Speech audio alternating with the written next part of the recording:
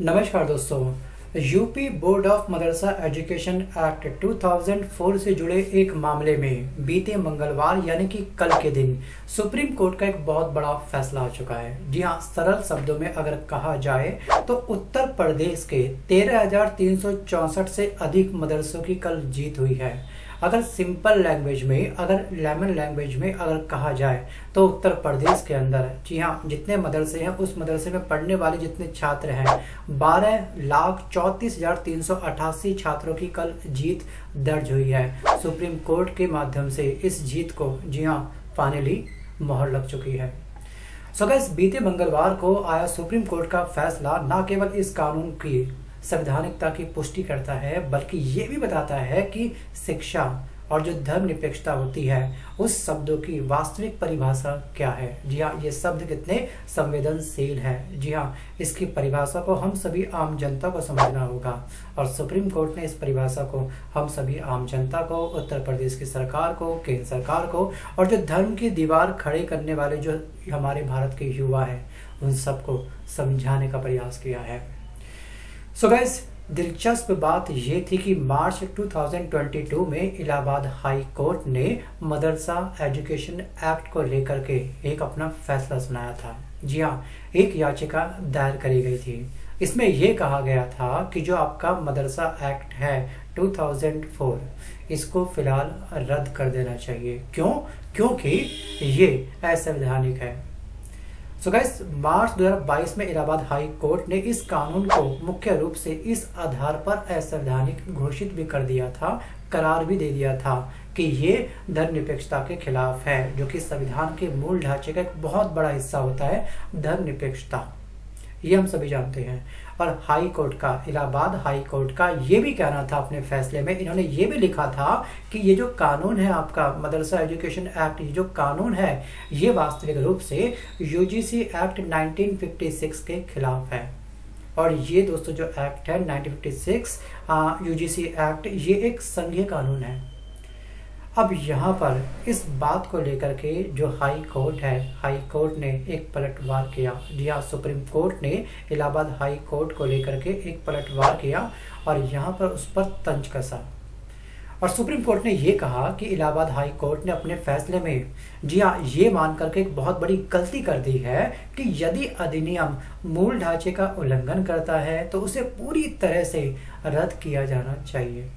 ऐसा नहीं होता है, ध्यान रखिएगा।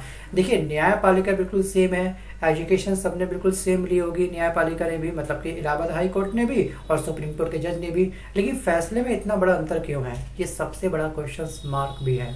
अब इसके अलावा सुप्रीम कोर्ट ने इलाहाबाद हाई कोर्ट को यह भी कहा कि किसी कानून को तभी रद्द कर सकते हैं जब वो संविधान के भाग 3 के तहत मौलिक अधिकारों का या फिर विधायी क्षमता से संबंधित प्रावधानों का उल्लंघन करता है। लेकिन फिलहाल ये जो हमारा एक्ट है, UP board of Madrasa education act, ये किसी भी प्रकार के मौलिक अधिकारों का या फिर विधायी क्षमता का हनन नहीं कर रहा है।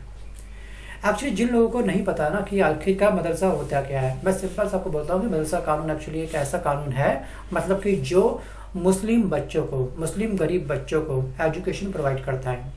मैं ये जरूर मानता हूँ कि भारत में एजुकेशन बिल्कुल इक्वल होनी चाहिए हर युवा को, ठीक है, एज के according first, second, third, fourth, fifth, six, seventh class में आते हैं ना, ये प्रोसेस मेरे अकॉर्डिंग एजुकेशन देने का प्रोसेस कम से कम सेम होना चाहिए। लेकिन यहाँ पर विशेष धर्म अपने अपनी संस्कृति को सिखाने के लिए, जी हाँ, अपने अपने बच्चों को तालीम देना अपने अपने अकॉर्डिंग चाहते हैं, राइट। अब जैसे कि हम मानते हैं कि अगर हम लोग पंजाबी हैं, अगर हमको पंजाबी नहीं आती है, ठीक है, लेकिन हमारे ऊपर से पंजाबी लैंग्वेज चलती आ रही है, मैं वैसे पंजाबी नहीं हूँ, ध्यान रखिएगा, जस्ट एक एग्जाम्पल दे रहा हूँ, तो वो अपने बच्चों को तालीम कैसे देंगे, पंजाबी कैसे सिखाएंगे लिखना और पढ़ना? तो उनको एक सेपरेट स्कूल में डालना पड़ेगा। जैसे होते हैं दिल्ली में काफ़ी सारे ऐसे स्कूल है सिखों के अलग से हैं, तो वैसे ही हमारे पैन इंडिया के अंदर मुस्लिमों के लिए, मुस्लिम बच्चों को एजुकेशन देने के लिए मदरसे खोले गए हैं। लेकिन उत्तर प्रदेश में इसको लेकर के सवाल खड़ा किया गया था। और आपको ध्यान रखना है कि मदरसा कानून क्या कहता है। मदरसा कानून मुस्लिम बच्चों को एक एजुकेशन सिस्टम प्रोवाइड करता है कि कैसे कैसे वो एजुकेशन प्राप्त करेंगे, और इनके अंदर उन बच्चों को उर्दू, अरबी, फारसी, इस्लामी अध्ययन की जानकारी प्रोवाइड की जाती है, ठीक है, और एक डिग्री मिलती है। ऐसी बात नहीं बस के फर्स्ट, सेकंड, थर्ड, फोर्थ, इनको प्रॉपर एक डिग्री मिलती है। अगर कोई भी मुस्लिम बच्चा अपनी एजुकेशन प्राप्त कर रहा है। ठीक है, जैसे ही मदरसा में पढ़ने वाला कोई भी स्टूडेंट स्नातक हो जाता है, मतलब कि ग्रेजुएट हो जाता है या फिर दोस्तों पीजी कर लेता है, तो जो ग्रेजुएट करता है उसको हम बोलते हैं कामिल। ठीक है, इसके पास कामिल की डिग्री है। ठीक है, अगर उसने कर लिया पीजी तो उसको बोलते हैं उसके पास फाजिल की डिग्री है। ठीक है, वो व्यक्ति पता है फाजिल है, वो पता है व्यक्ति ग्रेजुएट है, हम कहते हैं ना। तो सिंपल यहाँ पर कामिल क्या हो गया, ग्रेजुएट पर्सन हो गया, और जो फाजिल हो गया वो क्या हो गया, पीजी व्यक्ति हो गया। तो ये बेसिक जानकारी आप सबके पास होनी चाहिए। वापस आता हूँ टॉपिक की तरफ। बट दोस्तों आपकी इसमें क्या राय है, आप मुझे कमेंट करना पक्का भूलना मत कि आखिरकार हमारे भारत के अंदर एजुकेशन सिस्टम सबका बिल्कुल इक्वल होना चाहिए, तभी मिलेंगे उन सबको इक्वल अवसर। Think about it.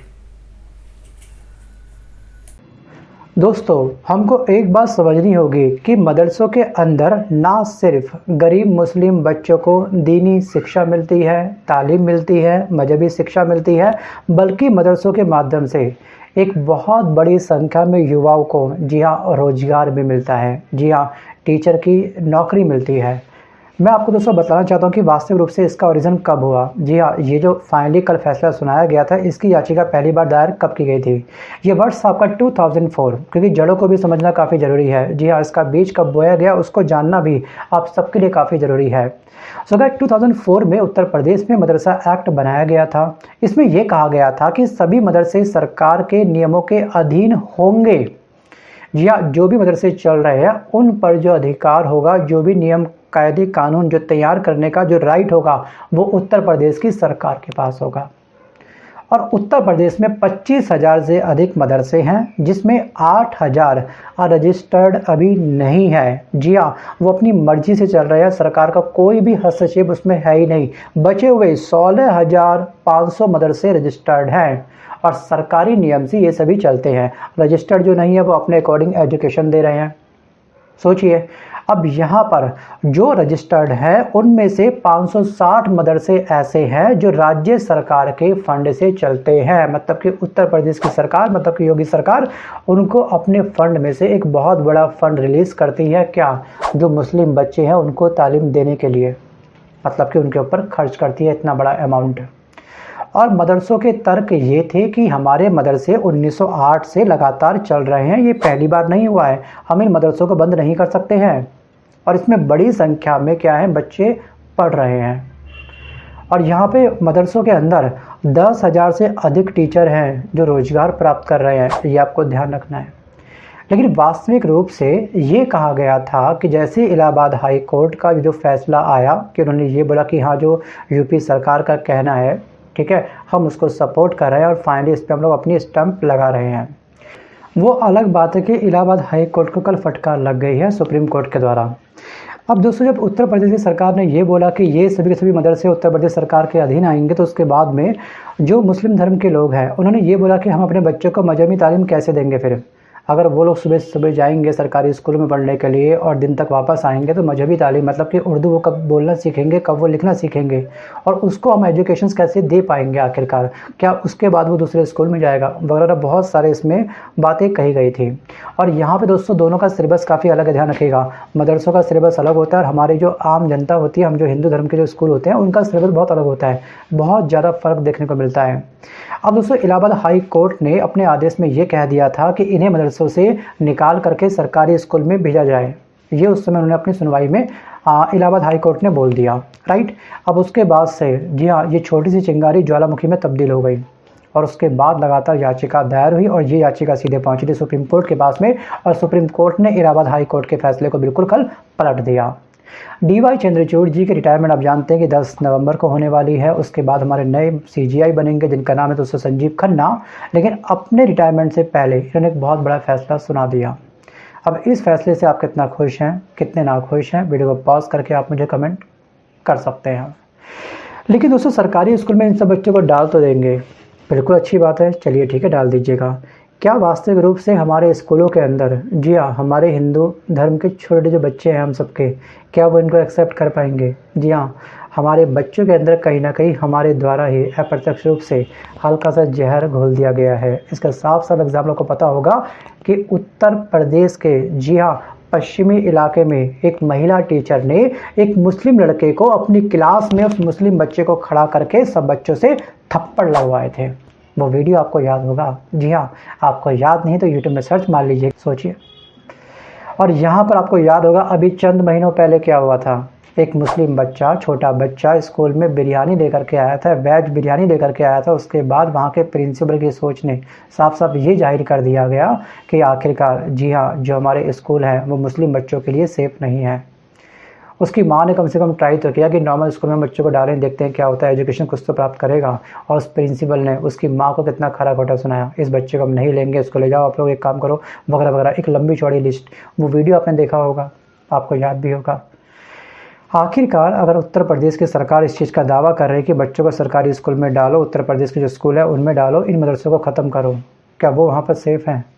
जी हाँ, एक्चुअली कहीं ना कहीं धर्म की दीवार हम सबके अंदर खींच दी गई है, एक बहुत बड़ी दीवार तैयार करी गई है। रही सही कसर अभी क्या हो गया, आपको याद होगा झारखंड में चुनाव जो अभी चल रहे हैं, विधानसभा चुनाव जो होंगे 13 और 20 नवंबर को, उससे पहले जो संडे को पीएम मोदी जी ने अपनी रैली करी थी झारखंड के अंदर, उसमें क्या बोला था, ये जो घुसपैठी हैं, जी हाँ घुसपैठी, आपकी बेटियों को आपसे छीन लेंगे। इसका अर्थ आप जानते हो क्या होता है? मतलब कि चुनाव में किसी भी राज्य के अंदर जीत दर्ज करने के लिए किसी भी हद तक कोई भी नेता गिर चुका है। और कभी ये बोलते हैं कि ये आपके मंगलसूत्र को छीन करके, जिनकी संख्या बहुत अधिक है, जो घुसपैठी जो आतंकवादी है, उनको दे देंगे।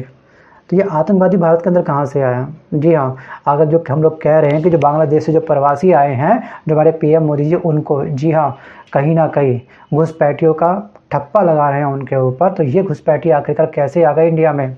बॉर्डर की सिक्योरिटी किसके अंडर में आती है? गृह मंत्री अमित शाह के अंडर में आती है। जी हाँ, ना वो अंदर आते, ना वो प्रवासी बनते, ना वो आपकी रैली के अंदर घुसपैठी बनते, ना वो हमारी बेटी को ले जाते हैं हमसे छीन करके। सोचिए, ये पूरी कहानी बनती ही नहीं ना अगर आपने उसी समय बॉर्डर पर टाइट सिक्योरिटी कर ली होती। जी हाँ, आपको याद होगा वो कौन सी लेडीज़ थी जो अपने बच्चों को लेकर के इंडिया में आई थी, अपने प्रेमी से मिलने के लिए, ऑनलाइन उनकी चैट हुई थी, पाकिस्तान से यहाँ पे आ गई थी। तो ये हमारी सिक्योरिटी क्या बॉर्डर की? क्योंकि अनपढ़ कोई भी लड़की, मतलब लेडीज़ अपने बच्चों को लेकर के यहाँ पे आ जाती है बिंदास उससे मिलने के लिए। उसका नाम मुझे ध्यान नहीं आ रहा, बहुत फेमस है, अगर आपको नाम याद हो तो मुझे कमेंट कर दीजिएगा। बहुत फेमस हुई थी वो, अपने प्रेमी से मिलने आई थी बच्चों को लेकर के। सोचिए, तो ये हमारी सिक्योरिटी। और एक जहर, एक डर हमारे अंदर पैदा कर दिया जा रहा है, और हमारी भोली भाली जनता इनके ट्रैप पे, इनके जाल में फंस भी जा रही है, और फाइनली इनको जितवा भी दे रही है। एक्चुअली पता है, मैं किसी धर्म के खिलाफ नहीं हूँ, साफ ध्यान रखिएगा, ना मैं किसी नेता के विशेष खिलाफ हूँ, ना मैं किसी पार्टी के खिलाफ हूँ, बस उनका जो तरीका है मैं उसके खिलाफ हूँ। अगर वो अपने तरीकों को ठीक कर ले तो मैं कल ही एक वीडियो बना दूंगा उनकी माला जाप करते हुए सुबह शाम, और बोलिए 108 की माला जाप कर दूंगा उस आप पार्टी को लेकर के। लेकिन ऐसा नहीं हो पा रहा है। बेरोजगार इस समय रोजगार प्राप्त करने के लिए डंकी मारने पर मजबूर हो रहा है, बट ये जो केंद्र सरकार के जो लोग हैं वो ये कहते हैं कि वो जो जा रहे हैं, और वो जो दोस्तों जा रहे हैं विदेश में, ठीक है, डंकी मार करके वो विदेश के लोगों की सेवा करने जा रहे हैं। कोई भी अपनी जान को खतरे में डाल करके सेवा करने नहीं जाएगा। डंकी का क्या प्रोसेस है उसका भी देख लीजिएगा डंकी मूवी के अंदर। तो ये कहती है स्मृति ईरानी कि वो दूसरे देश में जा करके सेवा कर रहे हैं। तो अपनी कमियों को आप ऐसे छुपाओगे क्या? महिलाओं के ऊपर होने वाला अत्याचार, आपको बड़ी चिंता है अत्याचारों की महिलाओं के ऊपर कि हमारी बेटी को उठा के ले जाएंगे? आखिरकार जो पर डे, जी हाँ, जो महिलाओं के ऊपर जो रेप की जो संख्या लगातार बढ़ रही है, उसको कम करने के लिए आपने क्या करा? कुछ नहीं। केस पेंडिंग होते गए। आपको याद होगा निर्भया केस, आखिरकार क्या हुआ था? 2012 में वो केस हुआ था, 2020 में उसको इंसाफ मिला था। 8 साल लग गए इंसाफ प्राप्त करने के लिए उस निर्भया को। और निर्भया की जो माँ थी लगातार कोर्ट के चक्कर काटती रही। और वर्तमान समय के अंदर चुनाव को जीतने के लिए जो डेकोरम होता है, जो डेकोरम ये लोग ब्रेक कर रहे हैं, उसको लेकर के चुनाव आयोग इतना खामोश क्यों है? कोई एक्शन क्यों नहीं करता? ये बहुत बड़ा सवाल है। कोई भी नेता खुलेआम में बोल देता है साफ साफ कि राहुल गांधी, ठीक है, बाज आजा वरना तेरा हाल तेरी दादी के समान होगा। मतलब कि आप साफ साफ ओपन में उनको मारने की धमकी दे रहे हो अपने मंच पर खड़े होकर के। ये था एक नेता बीजेपी का। और कभी कभी बीजेपी के नेता ये भी बोल जाते हैं, ठीक है, संजय गायकवाड़ जो शिवसेना के एमएलए हैं, उन्होंने ये कहा था कि जो राहुल गांधी की जीभ काट के ला के देगा वो उनको क्या करेंगे, वो उनको 11 लाख रुपए का इनाम देंगे। तो ये गिर चुका है राजनीति का हमारा स्तर, और ये हमारा अमृतकाल, और हम बन चुके हैं क्या? विश्व गुरु। थिंक अबाउट इट, विचार जरूर करिएगा। सो गाइस, आज के इस वीडियो में बस कर इतना ही। कमेंट बॉक्स ओपन है, जितना नेगेटिव बोलना बोल सकते हैं। अगर आपकी कोई राय है कि आखिरकार भारत की तस्वीर आने वाले समय में क्या होगी, जी हाँ, अच्छे दिन क्या यही दिन थे हमारे अच्छे दिन, या फिर अच्छे दिन अभी हमको आने का वेट करना है, या फिर दोस्तों इस समय कलयुग अपनी चरम पर है, जो हो रहा है सब चंगा सी आपको ये लगता है? बिंदास आप मुझे कमेंट कर सकते हो। धन्यवाद।